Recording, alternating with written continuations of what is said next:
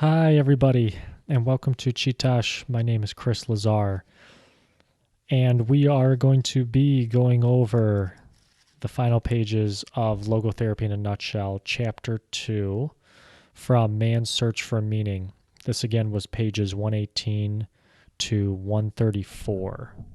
That takes us through the end of Chapter 2, and we are very quickly almost through this book. Let's just start.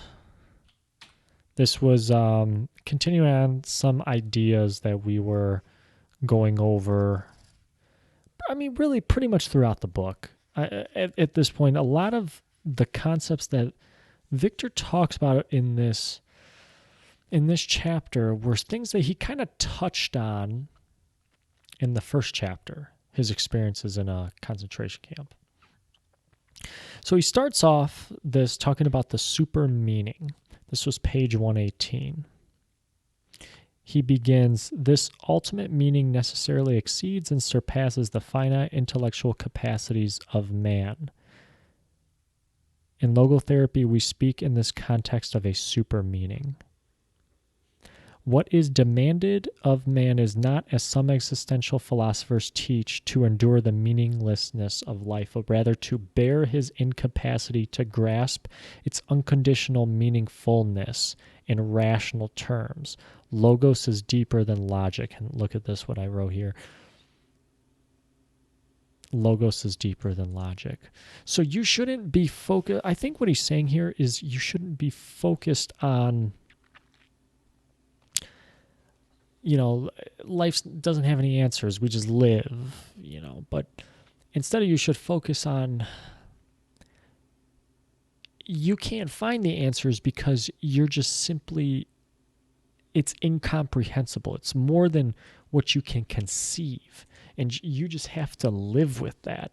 Don't be so focused on that. Focus on yourself. Focus on the future. Right? Logos is deeper than logic here. The forest, you're seeing, you can't see the forest from the trees, I think is what, in a way, he's kind of getting at here. So the logic, logos on the shoot, I looked this up before. Logic is like the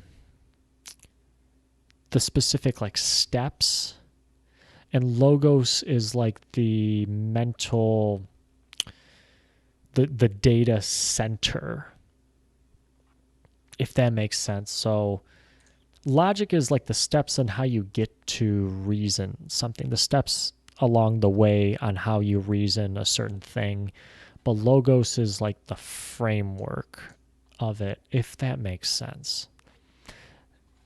And then in a way, that kind of represents the forest and the trees. You're so focused on the trees, you can't see the forest. You're so focused on the meaninglessness of life, you can't see the meaningfulness of life. And that's kind of what I put here. And he has a story in regards to this about his daughter and the measles. So his daughter gets measles, and she gets better from it, and she asks him, why do we speak of the good Lord? And then he says, some weeks ago you were suffering from measles, and then the good Lord sent you full recovery. And then she says, well, Daddy, do not forget, in the first place, he had sent me the measles. So God helped, the Lord helped in your recovery, but he also sent you into the recovery as well. This kind of reminds me of when Jesus heals a blind man. I forget which gospel this was in. I think it might have been John. He doesn't restore his sight right then and there. He says that you have to walk to like a lake or the body of water and like wash your face, and then he was able to see. So you still, it's like you still have to put in the work for it. And maybe that's not a good analogy to it, but this one is the rabbi and his children. This was right after the story of his daughter, how a rabbi had lost his wife and 6 children in the concentration camp, and he's very saddened by it. It's tragic, and Victor's trying to help him out. And so the rabbi tells him, they're innocent martyrs. They are found in the highest place of heaven, but he could not expect to be assigned the same place.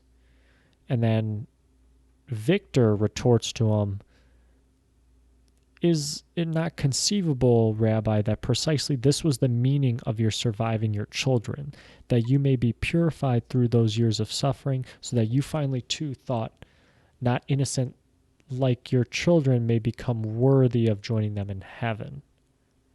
Is it not written," he goes on here, in Psalms that God preserves all your tears. So what he's saying here is that maybe you are here to still prove yourself so you can get to that point, right?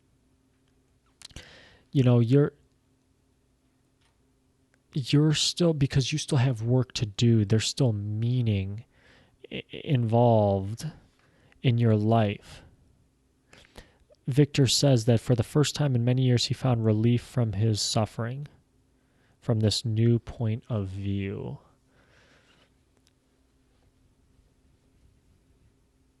It's very interesting. Very interesting. The forest, you can see the trees, but you can't see the forest from the trees.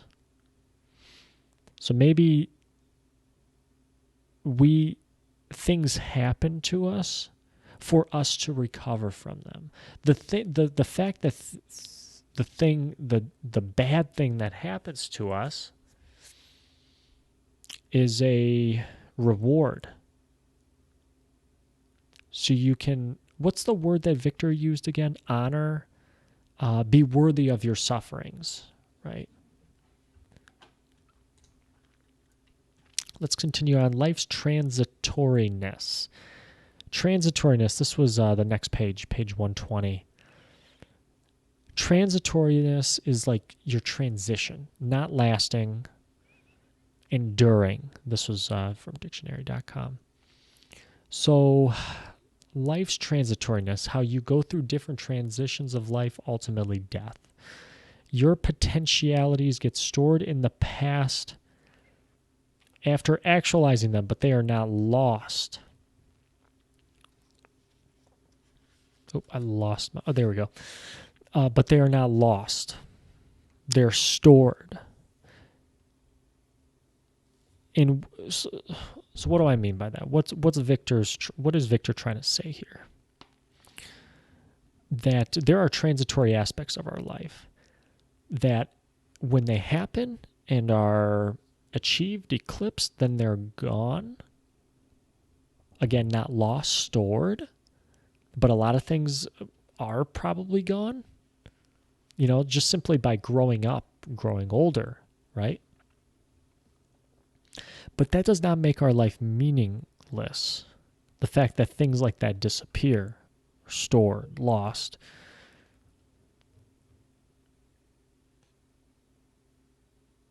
You have to recognize the possibilities from that and make choices based on that. What he says, there's no undoing and no done away with. All right. So you realize the transitoriness of life, but you have a choice in the matter of what you do between the hours of the day. We all have the same 24 hours. And I remember a quote from Tim Tebow that he said that, on your grave, on your headstone, you're going to have a date, 2 dates. Date you were born, a line, hyphen, and then the date you died. Everything in between that, on that line, that hyphen, that's your responsibility. What are you going to do? What are you going to do in between that? So Victor lays out this analogy here about the man in the calendar analogy. So one man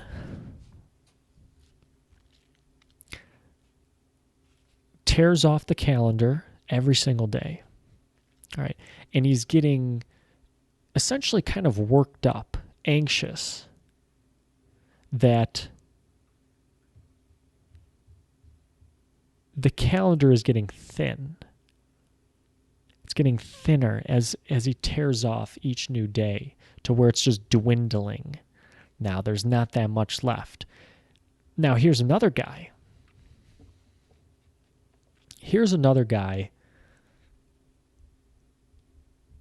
Who takes the calendar sheets, tears them off, puts them in a collection in a drawer, and writes notes on them.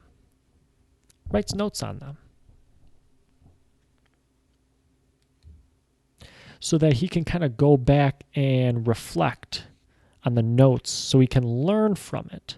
So one is growing anxious at the dwindling calendar, but the other guy's calendar is not dwindling. It's being collected. Two different ways of looking at it. It seems like the one guy with the collection is taking responsibility. He's learning from it. That's what we should be doing. Not dreading the days that are left, right? But anticipating the days that are left. Like, I can't wait. Like, there's so much that I can do from the things that I have learned. Hey, I can be better in the future. One calendar and two guys look at it an entirely different way. Logotherapy as a technique. This was the next section. This was an interesting section. This talks about anticipatory anxiety, and one of the things that logotherapy can help out with. So anticipatory anxiety is where you have a fear of something that's about to happen, right? Produces that which the patient is afraid of. Like, you're anticipating something, and that anticipation just makes you more afraid of it. And the fact that you are more afraid of it makes you more anxious, and it just keeps on chaining together, and it's a vicious circle. So I write here, and Victor uses in the book, if you are afraid of blushing, you will end up blushing. The wish is father to the thought. The fear is mother of the event. So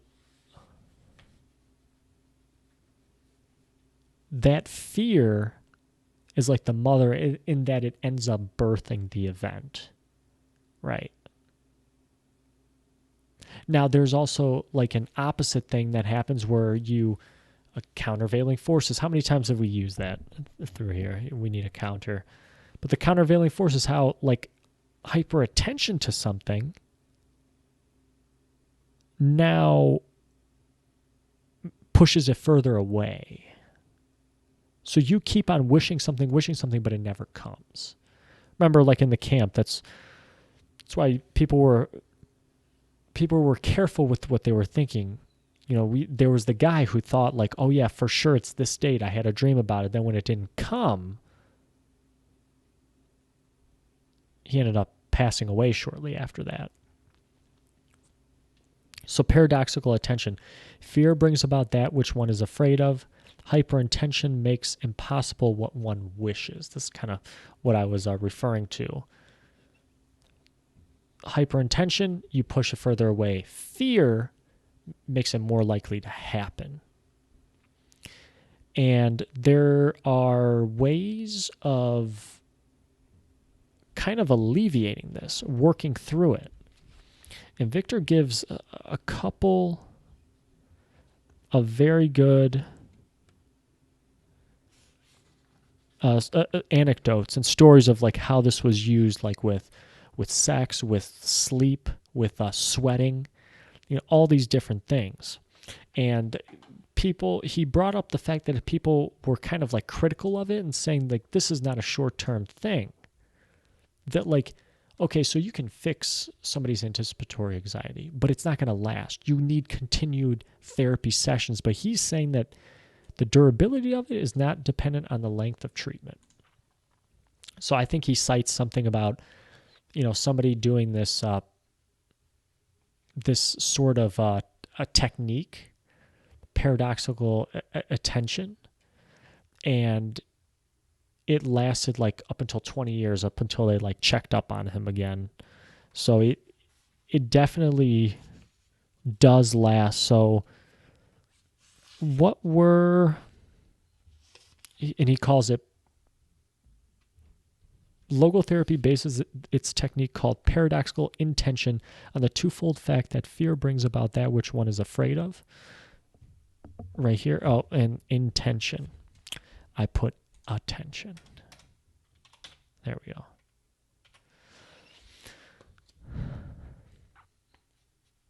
And hyperintention makes impossible what one wishes. So he talks a lot. He talks about a guy who has excessive sweating, can't sleep,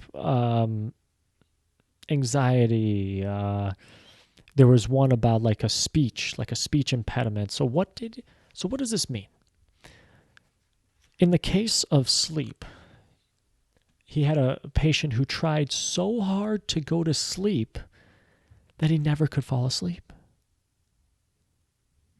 He tried so hard at it, put so much effort into it. Couldn't fall asleep. Instead, what Victor was saying, do kind of the opposite. And I remember there was a Seinfeld episode about this where George does the opposite of what he usually is. And it kind of like things end up like working for him in a way. It's a funny episode. I think it's called The Opposite is what the episode's called. So in that situation, Victor says, okay, instead of trying so hard to fall asleep, try to stay awake as long as you can. And as a product of that, you end up just being so exhausted from trying to accomplish that feat, you end up falling asleep. Same thing with the guy with the sweaty palms, with the sweating problem. He tried so hard not to sweat. He kind of got worked up about it. It's like, oh, can you imagine what he kind of says if you meet this person? Like, oh God, don't sweat. And he ends up sweating through his shirt, sweaty palms. So instead, they would tell him, sweat as much as you want. Just don't care about it. Just sweat as much as you want. Eventually, the guy's condition improves. So those were a couple of the examples. Whatever you are afraid of, just push through it. Go right at it. You got to break that vicious circle. And I've had issues with this too, with anxiety and stuff. Just go straight at it. Straight through it. That the obstacle is the way. Phobia triggers this, and this is I guess the vicious circle here. Symptom is responded to by the phobia. The phobia triggers the symptom. Symptom reinforces the phobia. And these are Victor's words here. Pressure precipitates counter pressure. So, oh my gosh, I think I'm gonna fall. Just ends up reinforcing that with you, right?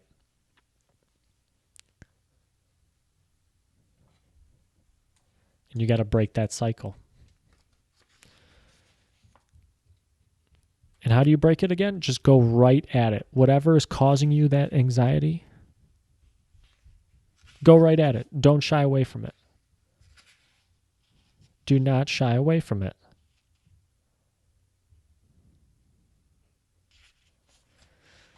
Let's continue. Neurotic Fatalism, page 130. Or excuse me. Yeah, page 130. Yes, yep. So what did he mean here? Page 130. About neurotic fatalism. Victor warns about this nothing butness, which is like man is nothing but the result of his genes, biology, psychology, sociology. So in an effect, what Victor's saying here is that you got to be careful when saying these things, because then it makes you seem like a victim to your circumstances. Right? Oh, none of my family was tall. None of my family was good at football, so I'm not going to be good. And okay, I mean, a lot of people, I'm willing to bet that there is a good chunk of athletes in the NFL whose parents were athletes themselves. Okay. But there's also a good chunk that weren't. I'm willing to bet that happens too. So you have to. You don't want freedom from those conditions, but you want freedom to stand toward the conditions and say, hey, bring it on. Yeah, I know these are my genes. I know this is my, biological makeup, psychological makeup, but I'm going to stand in the face of these, and I'm going to be different. Man is self-determining, he says. And man is capable of changing himself and changing the world. You can't predict these kind of things. You have the choice. You still have the freedom to choice on how you're going to look at something. Forget about this nothing butness. You have a choice in the matter. I'm not saying it's easy, but you still have a choice in the matter. And he talks about this case of Dr. J. I guess Dr. J he refers to was somebody in the concentration camps. He was called the mass murderer of Steinhoff. When the Nazis started their euthanasia program, he held all the strings in his hands and was so fanatic in the job assigned to him that he tried to not let one single psychotic individual escape the gas chamber. And then he kind of escapes after that, and then he's talking to somebody. He consulted a former Austrian diplomat.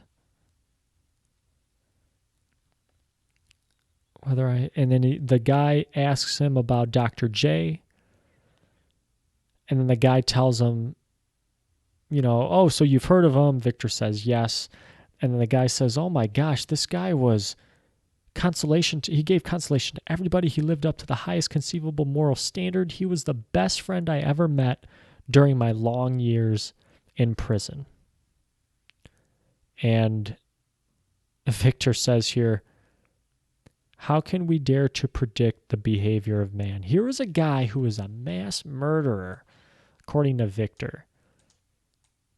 And now he's all seemingly, according to this gentleman that Victor is looking at, he did a complete 180. Victor goes on to say, but man is more than psyche. And man still has the capability to change himself. Even a man like that, I think, is what Victor gets at from all of this. Let's continue on. Victor continues by saying freedom is only part of the story. And this is the end here.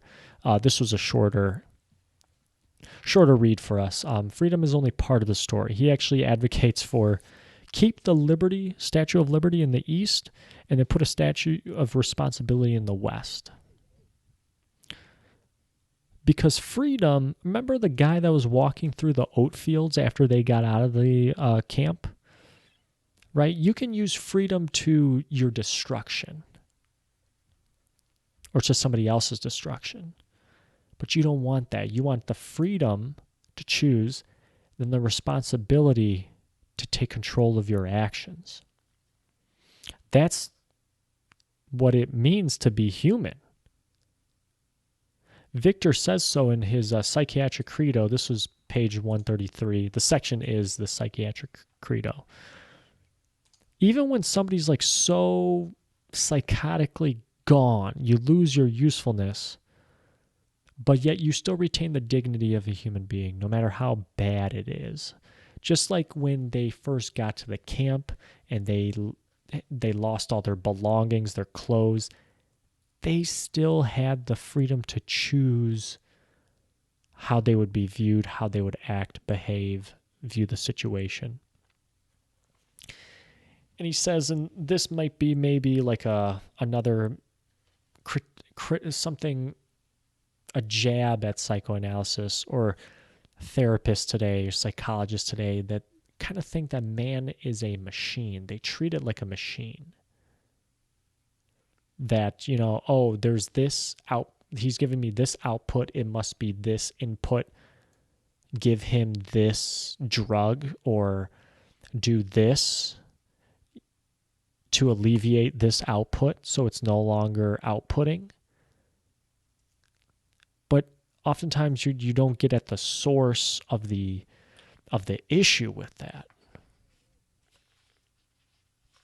Too many people think we're machines, but Victor advocates for a humanized psychiatry. We are not machines.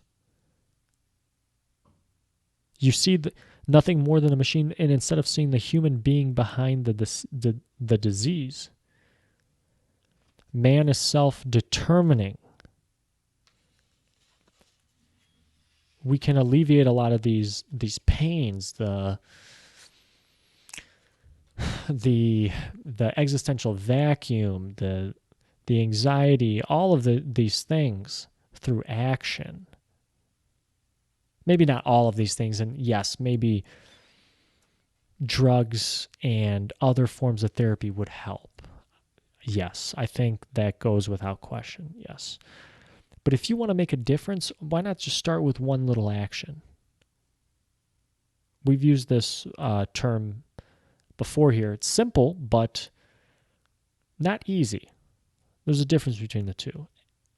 Actions, simple to say, right? I'm going to do this, but in order for it to actually happen, that might be the tough part.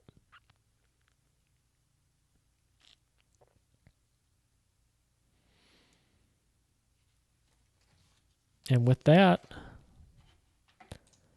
brings us to the end of the chapter, the end of chapter 2. Logotherapy in a nutshell. Guys,